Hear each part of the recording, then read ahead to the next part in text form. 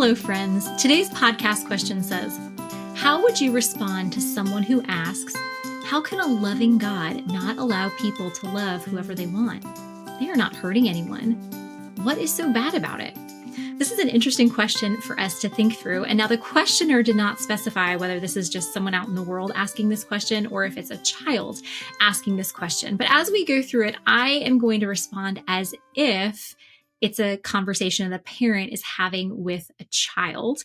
Also model how you could talk your child through this if they receive this question. But this is a question that we're probably going to face a lot in our current cultural moment, and it's important for us to think through ahead of time. So this is the question we're going to dive down deep into today on the Foundation Worldview Podcast, where we seek to answer your questions so that you can equip the children that God has placed in your care to carefully evaluate every idea they encounter and understand the truth of the biblical worldview. I'm your host, Elizabeth Urbanowicz, and I'm thrilled that you've joined me for another episode today. Now, if you have a question that you would like for me to answer on a future Foundation Worldview podcast, please head over to foundationworldview.com/podcast to submit your question, because we actually can't do this podcast without you. We need your questions to keep coming in. So thank you to the many people who have submitted questions.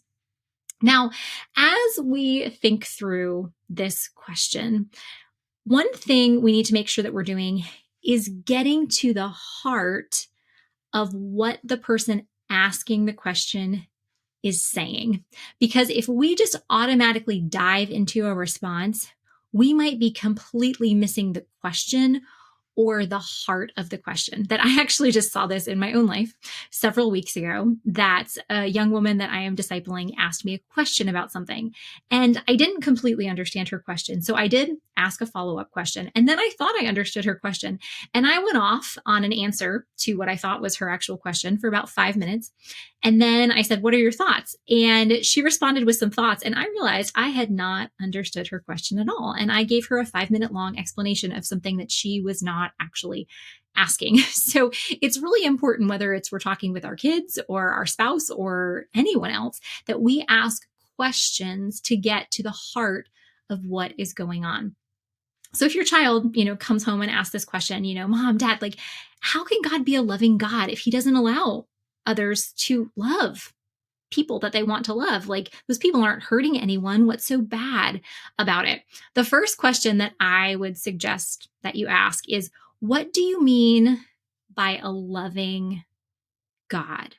So get the definition down. What does your child mean, or the other person who's asking this question mean by a loving God? How are they defining the term loving?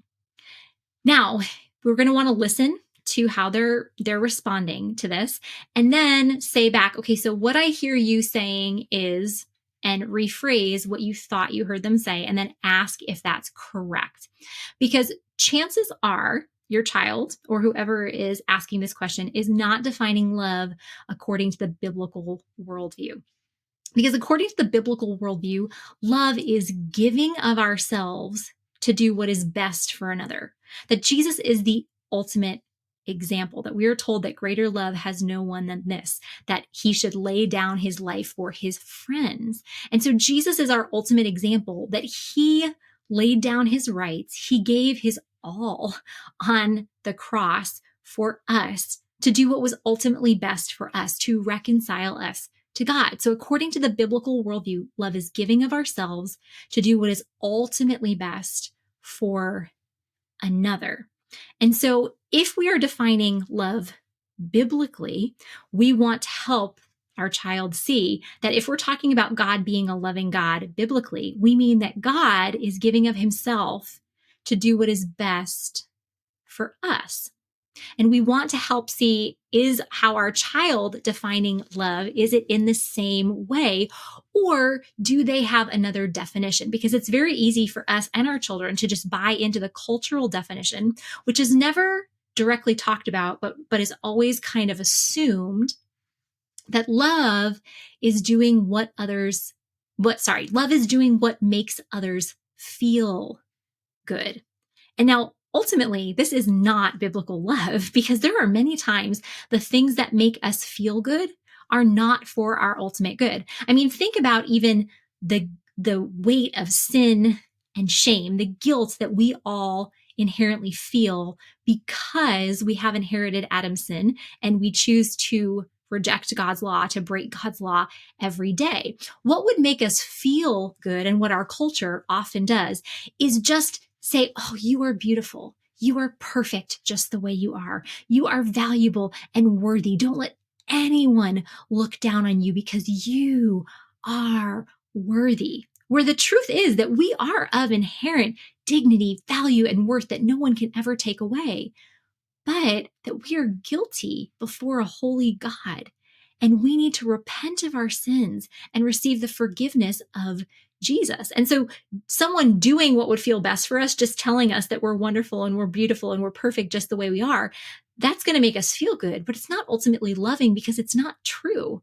Those are lies that lead to hell. So we want to help our children see what biblical love is. That if we are defining love biblically, God being a loving God means that he's going to give of himself to do what is best for us.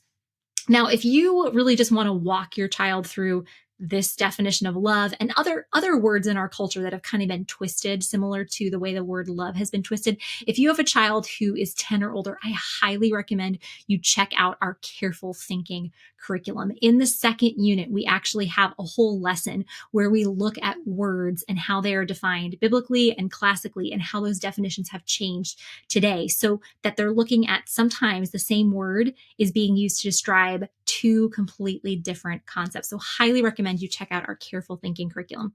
Okay, so that was the first question. What do you mean by a loving God? Next, I would want to ask for clarification by asking, what do you mean by love whoever they want? Okay, so we want to find out, what does our child mean by God not allowing others to love whoever they want? Because if we're looking at the biblical definition, love is giving of ourselves for the ultimate good of another. We are biblically giving not only license to, but we are commanded to love others. So the highest commandment is to love God, and the second greatest is to love others. So biblically speaking, we are called to love everyone. We are called to give of ourselves to do what is ultimately best for others. But we want to know, how is our child, or how is the person making this claim defining love whoever they want? Now, culturally, what this means is love whoever they want. For those of you listening, you couldn't see, I just put up air quotes for love whoever they want, means expressing ourselves sexually with whoever we so desire. Where biblically, sexual expression does not necessarily fall under the category of love. Now, if sexual expression is taking place within the covenant of marriage, and the husband and the wife are giving themselves to one another for the good of one another, then that act of sexual expression is falling within the biblical definition of love. However, if that sexual expression is taking place outside of the one man, one woman covenant of marriage, it cannot be biblically defined as love because it is not actually doing what is best for the other person. Or even within the marriage covenant, if the sexual expression is selfish, if it's focused solely on self-pleasure and not actually giving to the other person, then that act of sexual expression, even within the covenant of marriage, would not fall under the biblical definition of love. So we want to help our children see that when they're saying, or when someone in the culture is saying love whoever they want, they're not defining it biblically. That biblically, we are called not only to love whoever we want, we are called to love everyone. But culturally, the definition is giving of ourselves sexually, okay, expressing ourselves sexually with whomever we want. So we want to help our children see the difference between these two different definitions.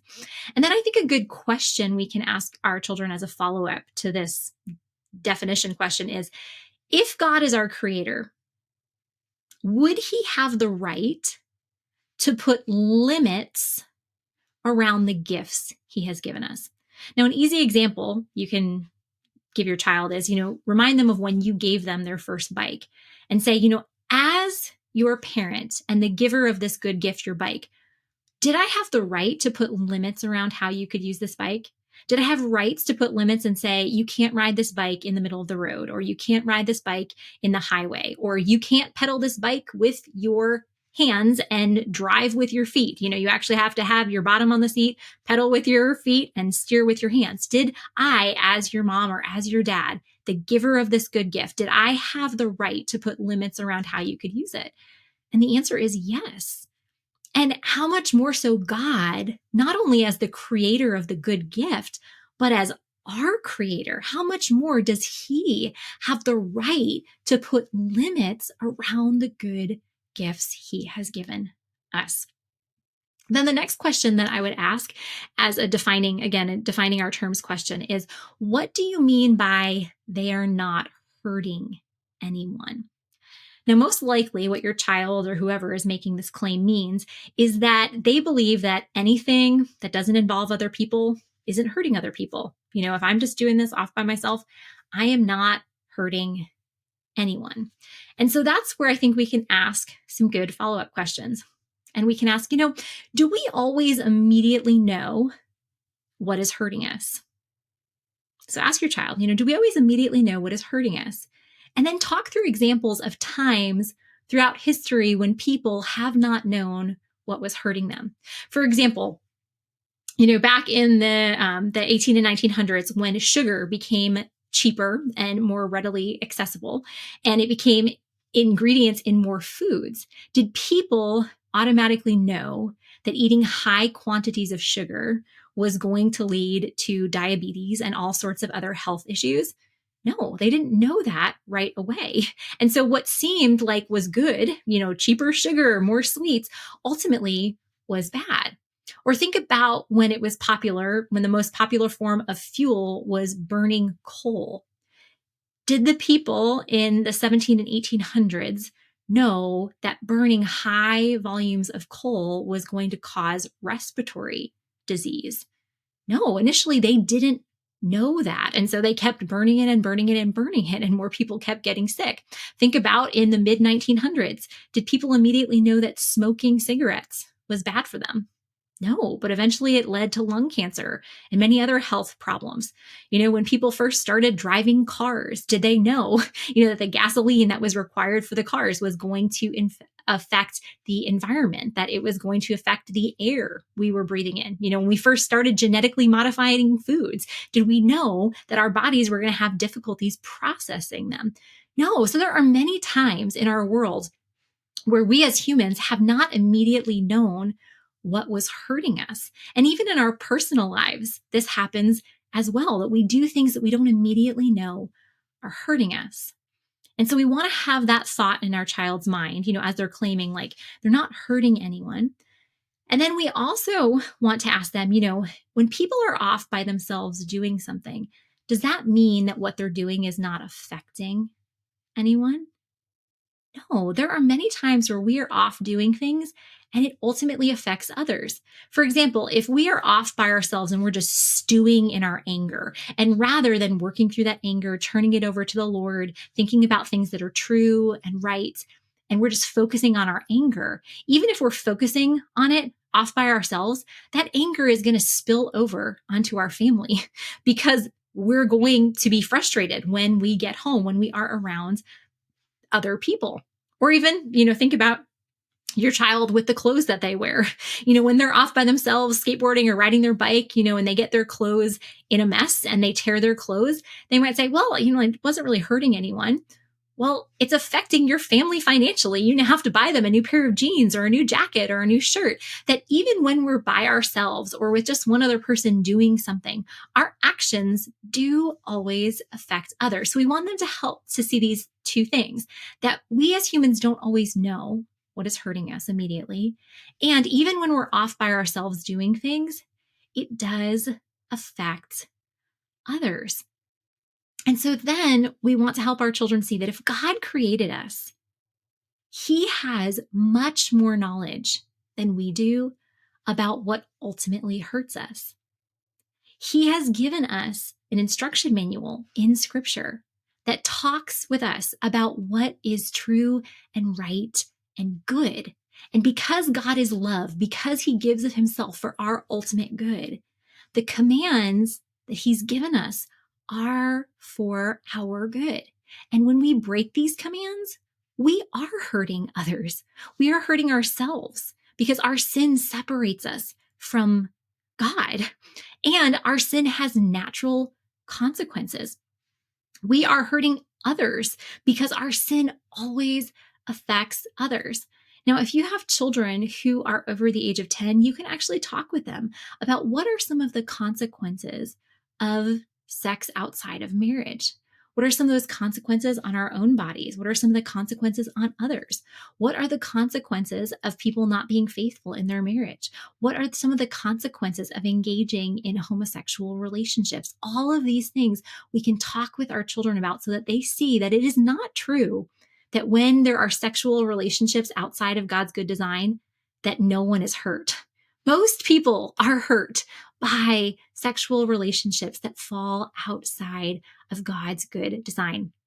And speaking of God's good design, if you have children between the ages of 4 and 8, I highly recommend you check out our God's Good Design curriculum, because the first unit in that curriculum, the first 8 lessons that you will take your child through, are just a systematic apologetic going through the concept of design. It's building a systematic argument for why we as humans should listen to what God has revealed in his word and why we should seek to follow his design. So if you take your children through those resources, they are going to be prepared before they reach the age of 9 or 10 to understand the poor logic of this statement. How can a loving God not allow people to love whoever they want? They're not hurting anyone. What is so bad about it? That when your children understand this concept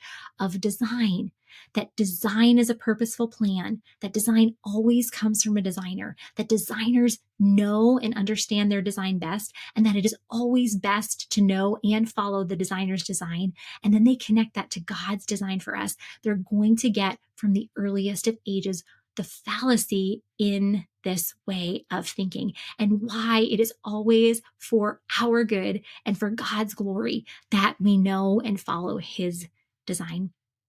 Well, that's a wrap for this episode. Would ask that if you found this content beneficial to make sure you like and subscribe so you don't miss any future episodes. Also, if you have already liked and subscribed, if you could just make sure that you are still subscribed, because YouTube and Apple Podcasts get in a habit of just unsubscribing people automatically. So make sure you're subscribed so you don't miss any future episodes.